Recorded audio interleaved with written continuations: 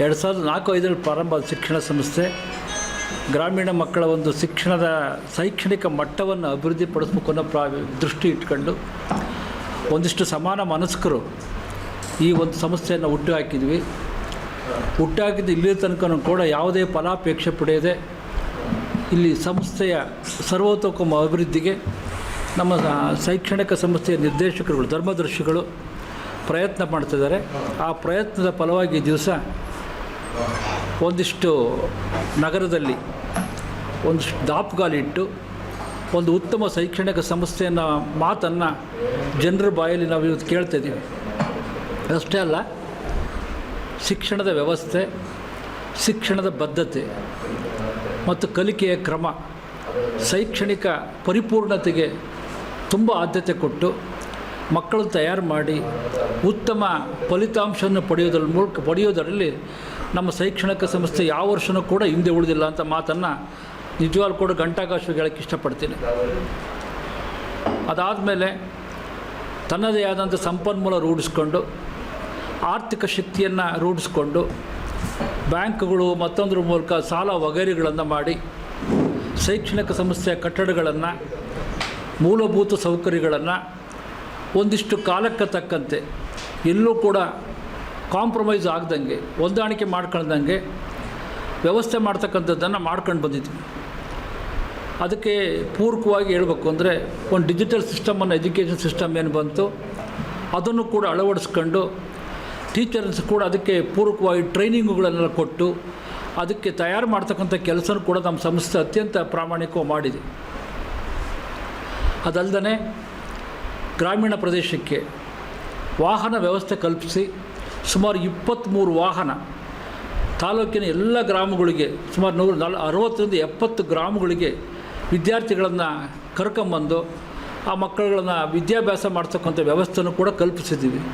ಈಗ 25 ವರ್ಷದಲ್ಲಿ ನಮ್ಮ ಸಂಸ್ಥೆ ಸುಮಾರು 1000 ಜನ ಇಂಜಿನಿಯರ್ಗಳು, ಡಾಕ್ಟರ್ಸ್ಗಳು, ವಿಶೇಷವಾಗಿ ಕೇಂದ್ರ ಸರ್ಕಾರದ ಹಲವಾರು ಇಲಾಖೆಗಳಲ್ಲಿ ನಮ್ಮ ವಿದ್ಯಾರ್ಥಿಗಳು ಕೆಲಸ ಮಾಡ್ತಿದ್ದಾರೆ.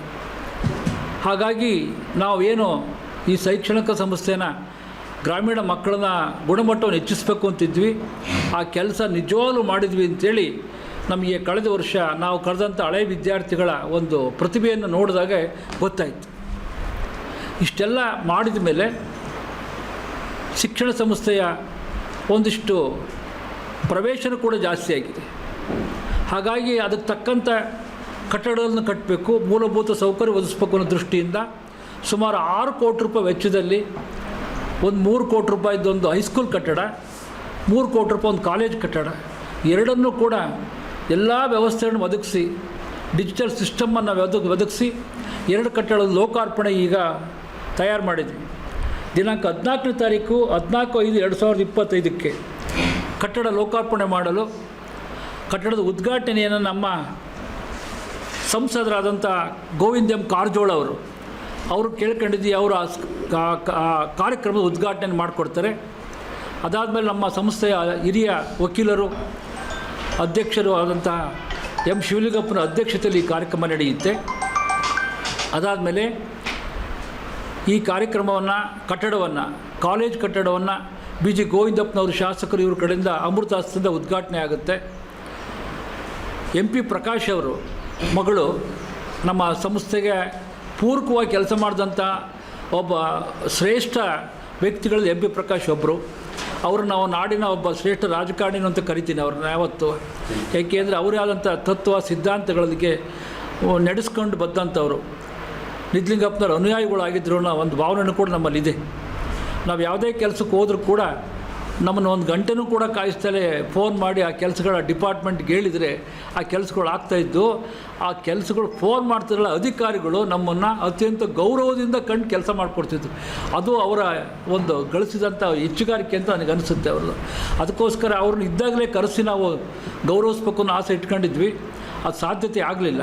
ಹಾಗಾಗಿ ಅವ್ರ ಮಗಳಿಗೆ ಹರಪನಹಳ್ಳಿ ಕ್ಷೇತ್ರದ MLA ಆಗಿದ್ದಾರೆ ಲತಾ ಮಲ್ಲಿಕಾರ್ಜುನ್ ಅವ್ರು ಕರೆದು ಪ್ರೌಢಶಾಲೆ ಏನು ಅವ್ರ ಹೆಸರಿಟ್ಟಿದ್ದೀವಿ ಅವ್ರ ಕಡೆಯಿಂದ ಉದ್ಘಾಟನೆ ಮಾಡಿಸ್ಬೇಕು ಅಂತ ನಮ್ಮ ಕಮಿಟಿಯವರೆಲ್ಲರೂ ತೀರ್ಮಾನ ಮಾಡಿದ್ರಿಂದ ಅವ್ರನ್ನ ಕರೆದ ಕಾರ್ಯಕ್ರಮನ ಆ ಕಟ್ಟಡ ಉದ್ಘಾಟನೆ ಮಾಡ್ತಿದ್ವಿ. ಹಾಗೆ ಕಾಶಪ್ಪನವರು ನಮ್ಮ ವೀರಶೈವ ಲಿಂಗಾಯತ ನಿಗಮದ ಅಧ್ಯಕ್ಷರಾಗಿದ್ದಾರೆ. ಅವರಿಗೆ ಬಸ್ ಶೆಟ್ಟರ್ ಏನು 18 20 ಲಕ್ಷ ರೂಪಾಯಿನ ಬಸ್ ಶೆಟ್ಟರ್ ಪ್ರಾರಂಭ ಮಾಡ್ತಿದ್ವಿ. ಅದಕ್ಕೆ ಅದರ ಉದ್ಘಾಟನೆ ಕೂಡ ಕಾಶಪ್ಪನವರು ದಿವಸ ಮಾಡಿಕೊಡ್ತಾರೆ. ಗುರು ರಕ್ಷೆಗೆ ಮಂಜು ಶಿವಸ್ವಾಮಿಯವರು ಮತ್ತು ನಮ್ಮ ಹಿರಿಯರಾದಂಥ ಧರ್ಮದ ನೀಲಕಂಠಯ್ಯನವರು, ಪಾರ್ವತಮ್ಮ ಆಲಪ್ಪನವರು, ಎ ಸಿದ್ದರಾಮೇಶ್ ಅವರು, ಪ್ರಕಾಶ್ ಮೂರ್ತಿಯವ್ರನ್ನ ಗುರುರಕ್ಷೆಗೆ ಒಳಪಡಿಸ್ತೀವಿ. ಅವತ್ತು ಆ ಕಾರ್ಯಕ್ರಮದ ವಿಶೇಷವಾಗಿ ಮುಖ್ಯ ಅತಿಥಿಗಳಾಗಿ ನಮ್ಮ ವಿಧಾನಸಭಾ ಪರೀಕ್ಷಾ ಕ್ಷೇತ್ರದ ಸದಸ್ಯರಾಗಿರ್ತಕ್ಕಂಥ KS ನವೀನ್ರವರು ಬರ್ತಿದ್ದಾರೆ. ನಮ್ಮ ಪುರಸಭಾ ಅಧ್ಯಕ್ಷರಾಗಿರ್ತಕ್ಕಂಥ ರಾಜೇಶ್ವರಿ ಆನಂದ್ ಅವರು ಕೂಡ ಆ ಕಾರ್ಯಕ್ರಮದಲ್ಲಿರ್ತಾರೆ. ನಮ್ಮ ಉಪಾಧ್ಯಕ್ಷರ ಪುಟ್ಟರಾಜ್ ಅವರು ಇರ್ತಾರೆ. KC ಮಲ್ಲಿಕಾರ್ಜುನಪ್ಪನವರು ಖಜಾಂಚಿ ಅವರು ಇರ್ತಾರೆ. ನಮ್ಮದು ಪ್ರದೀಪ್ ಕುಮಾರ್ ಅಂತೇಳಿ ತುಮಕೂರು ವಿದ್ಯಾವಾಹಿನಿ ಶಿಕ್ಷಣ ಸಂಸ್ಥೆಯ ಕಾರ್ಯದರ್ಶಿಗಳವರು, ಅವರು ನಮ್ಮ ಸಂಸ್ಥೆಯ PUCಗೂ ಕೂಡ ಅವ್ರನ್ನ ನಾವು ಹೊಂದಾಣಿಕೆ ಮಾಡ್ಕೊಂಡು ನಾವು ಜಾಯಿಂಟಲ್ಲಿ ನಡೆಸ್ತಿದ್ದೀವಿ. ಅವ್ರನ್ನೂ ಕೂಡ ಅವತ್ತಿಂದ ಕಾರ್ಯಕ್ರಮಕ್ಕೆ ಆಹ್ವಾನಿಸಿದ್ದೀನಿ. ಅವರು ಕೂಡ ಬರ್ತಿದ್ದಾರೆ. ನಮ್ಮ ಜಿಲ್ಲಾ ಪರಿಷತ್ ಸದಸ್ಯರಾದಂಥ ಹನುಮಂತಪ್ಪನವರು, ಗುರುಸ್ವಾಮಿಯವರು, ಹೆಬ್ಬಳ್ಳಿ ಮಲ್ಲಿಕಾರ್ಜುನರು ಇರ್ತಾರೆ. ನಮ್ಮ ಸರ್ಕಾರಿ ನೌಕರರಾಗಿರ್ತಕ್ಕಂಥ ಮುಖ್ಯಸ್ಥರಾಗಿರ್ತಕ್ಕಂಥ ತಿರುಪತಿ ಪಾಟೀಲ್ರವರು, ತಹಸೀಲ್ದಾರರು, ಪುಟ್ಟಸ್ವಾಮಿಯವರು, DDPI ಅವರು, ಮಂಜುನಾಥ್ ಅವರು ಉಪನಿರ್ದೇಶಕರು, ಕಾಲೇಜಿನ DDPI ಅವರು, ಸೈಯದ್ ಮೊಹಿಶೀನ್ರವರು ಶಿಕ್ಷಣಾಧಿಕಾರಿಗಳು, ರಮೇಶ್ ಅವರು ವೃತ್ತ ನಿರೀಕ್ಷಕರು, ಇವರೆಲ್ಲರೂ ಕೂಡ ಈ ಕಾರ್ಯಕ್ರಮದಲ್ಲಿರ್ತಾರೆ.